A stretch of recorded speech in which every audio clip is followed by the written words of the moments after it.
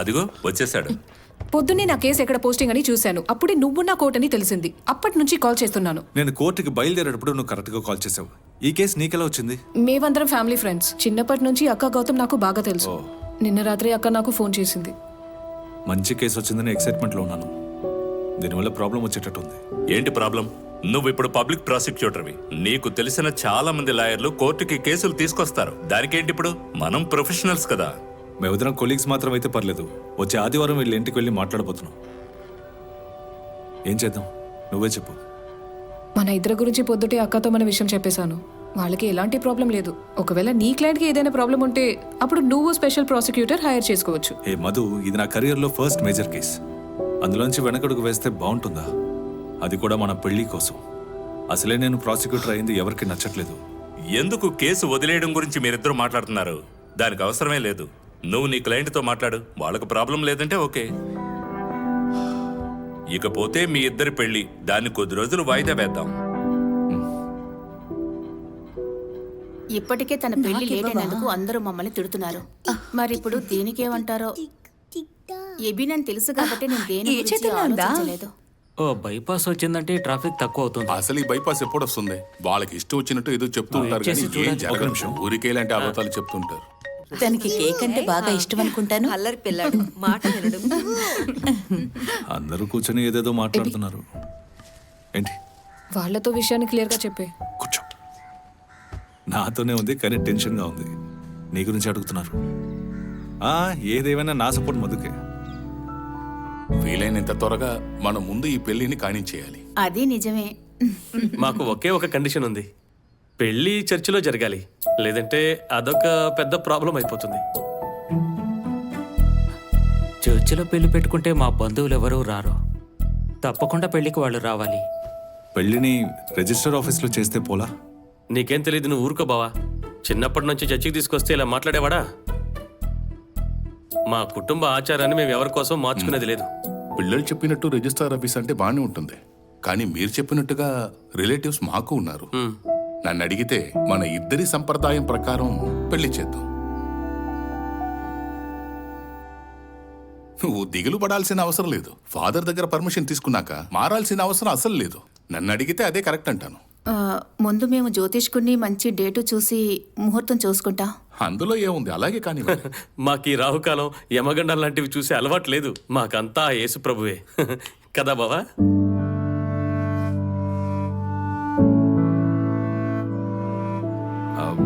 మేము ఒక విషయం చెప్పాలనుకుంటున్నాం. ఇది మేమిద్దరం కలిసి తీసుకున్న ఒక నిర్ణయం. మేము వాదించే కేసు గురించి మీ అందరికీ తెలుసు. అది అయ్యేంత వరకు మాకు టైం కావాలి. సరిగా ఈ కేసు జరిగేటప్పుడే పెళ్ళంటే. నువ్వు కాస్త ఊరుకోమదు. చూడమ్మా, నువ్వు ఈ కేసును వాదించకపోయినా పర్వాలేదు, కానీ పెళ్లి మాత్రం వెంటనే జరగాలి. అవును, కేసు గురించి మీరు మాకు చెప్పాల్సిన అవసరం లేదు. పెళ్లి మాత్రం వెంటనే జరగాల్సిందే.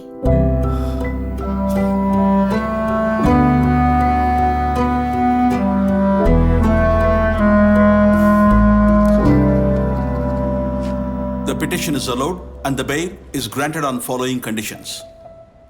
Petitioner 50,000 రూపాయలు ఇంకా 2 షూరిటీ బాండ్లతో ఎగ్జిక్యూట్ చేసిన తర్వాతే అతనికి బెయిల్ ఇవ్వబడుతుంది. ఇన్వెస్టిగేషన్ ఆఫీసర్ చెప్పినట్టుగానే ఎట్టి పరిస్థితుల్లోనూ తప్పకుండా అధికారి పిలిచినప్పుడు అక్కడ హాజరవ్వాలి. ముద్దాయి ఇంకా ఎటువంటి కేసులను పాల్గొనకూడదు. అలాగే ఈ కేసులో ఉన్న సాక్షిని ఇంకెక్కడా ప్రవేశపెట్టకూడదు.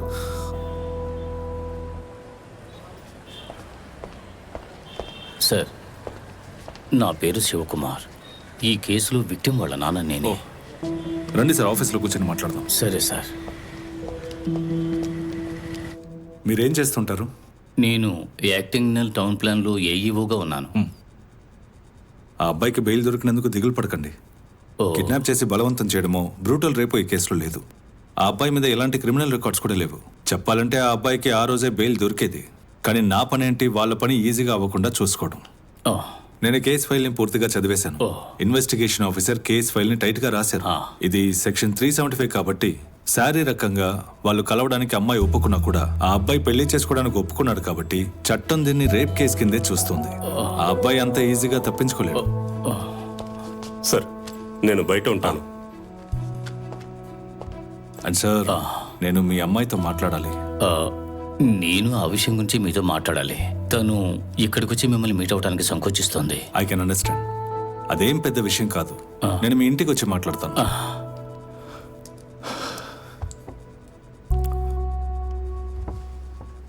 నేను మిమ్మల్ని ఇంకో విషయం అడుగుదాం అనుకుంటున్నాను. ఏంటి సార్ అదే? మీ ఇంటికి వచ్చినప్పుడు అడుగుతాను.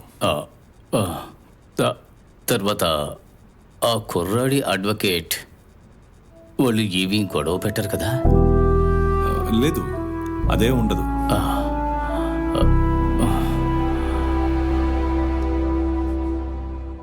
Anusha, you okay? Police complaint ఇవ్వడం వల్ల మొత్తం అయిపోయిందని కాదు, కోర్టులో మనం దాన్ని ప్రూవ్ చేయగలగాలి.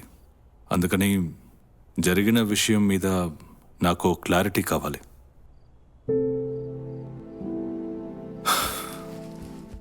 అనుష, కోర్టులో నన్ను ఎవరూ నీ వకీల్గా చూడబోయేది లేదు. అనుష అనే విక్టిమ్నే చూస్తారు. కోర్టులో నువ్వు చెప్పాలనుకున్న ప్రతి విషయం నేనే ఓపెన్గా చెప్పాలి.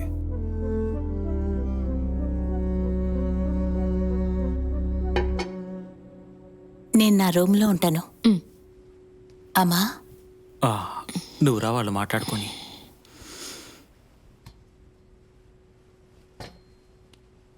నెమ్మదిగా.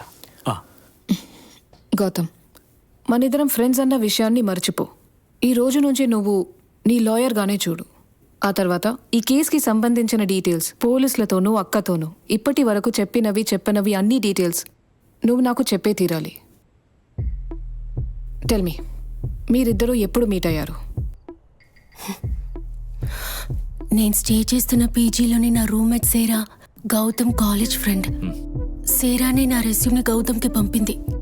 ఆ విధంగానే గౌతమ్ వర్క్ చేసే ఆర్కిటెక్చరల్ ఫర్మ్లో నాకు జాబ్ వచ్చింది. అసలు మీరిద్దరు ఎలా క్లోజ్ అయ్యారు? నేను గౌతమ్ని అసిస్ట్ చేశాను, అందువల్ల మేమిద్దరం ఎప్పుడు కలిసే ఉంటాం. And you fell in love. తను కూడా లవ్ చేశాడా? వాడికి కూడా నేను ఇష్టం అన్నట్టుగానే మొదటి నుంచి బిహేవ్ చేశాడు. ఆఫీసులో అందరికీ ఈ విషయం తెలుసు. నిన్ను పెళ్లి చేసుకుంటానని తను ఎప్పుడైనా మాటిచ్చాడా? నాకు అటువంటి ఫ్లింగ్ లో ఇంట్రెస్ట్ లేదని వాడికి బాగా తెలుసు, కానీ వాడి ప్రవర్తన ఇప్పుడు పూర్తిగా మారిపోయింది. అలాంటిదేం లేదు. వి వర్ జస్ట్ క్లోజ్ ఫ్రెండ్స్. నేను ఆఫీస్లో అందరితో ఎలా ఉంటానో అలాగే అనుషతోనూ ఉన్నాను. నేను తన మనసులో ఉన్నానన్న సంగతి నాతో చెప్తేనే కదా మేము ఈ టాపిక్ గురించి మాట్లాడుకోలేదు. మరి పెళ్లి చేసుకుంటాను అని ఎలా అంటాను? మీ ఇద్దరి మధ్య ఆ రోజు జరిగింది వాజ్ ఇట్ ఫస్ట్ టైం?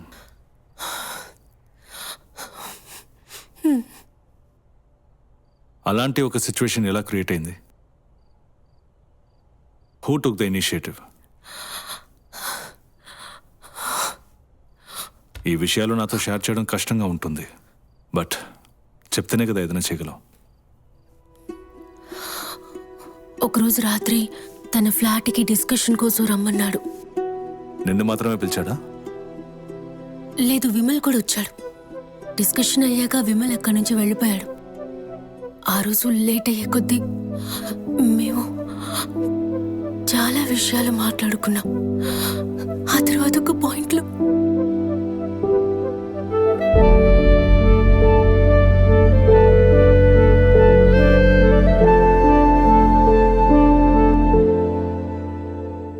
ఆ సిచ్యుయేషన్ ఎలా క్రియేట్ అయిందని అడిగితే నాకు తెలీదు.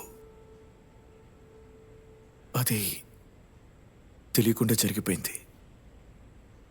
మరుసటి రోజు ఉదయం మేము మాట్లాడుకుంటున్నప్పుడే వాడికి నన్ను పెళ్లి చేసుకునే ఇంటెన్షన్ లేదని తెలిసింది. నేను వాడిని బతిమాలాను. నీకు దీన్ని సీరియస్ వేసి తెలియడం లేదు. అను, ఏదో తెలియకుండా జరిగిపోయింది. ఇప్పుడు ఆ సాకు చూపించి నన్ను పెళ్లి చేసుకోమంటే ఎలా? మరైతే నేను నీకు నచ్చలేదా? నువ్వు నచ్చలేదని ఎవరన్నారు? కానీ ఇప్పుడు ఆ తర్వాత మాట్లాడదాం. నీ క్యాబ్ బుక్ చేస్తాను.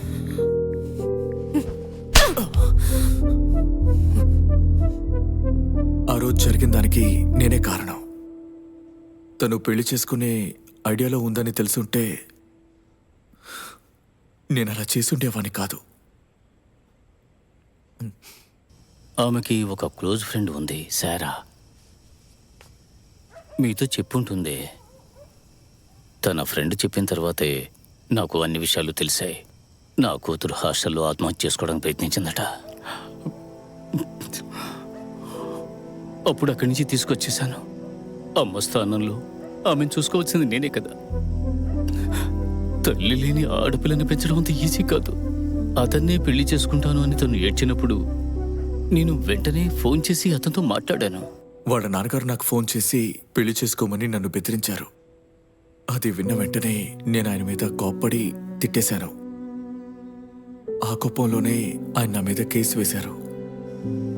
నా కూతుర్ని నమ్మించి ద్రోహం చేసి సూసైడ్ చేసుకునే స్థితికి తీసుకొచ్చాడంటే అలాంటి వాడిని ఊరికే ఎలా వదిలేయగలను? ఊళ్ళో వాళ్ళు ఏదో అనుకుంటారని వాడిని ఏం చేయకుండా వదిలేస్తే ఒక తండ్రిగా నా కూతురు దగ్గర ఊడిపోయినట్టే. తప్పు చేసింది నా కూతురు కాదు, వాడే కదా చేశాడు. కాలం మారిపోయింది sir. He knew I was in love. తెలిసి కూడా ఎందుకులా?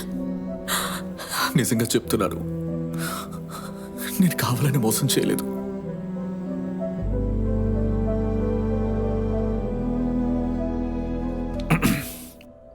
నేను మీ ఇద్దరితో ఒక ముఖ్యమైన విషయం చెప్పాలి.